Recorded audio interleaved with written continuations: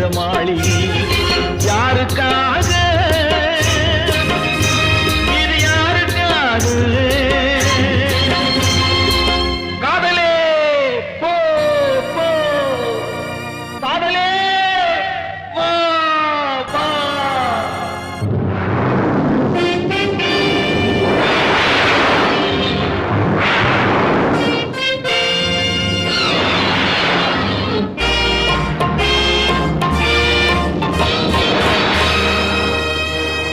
மரணம் என்னும் தூது வந்தது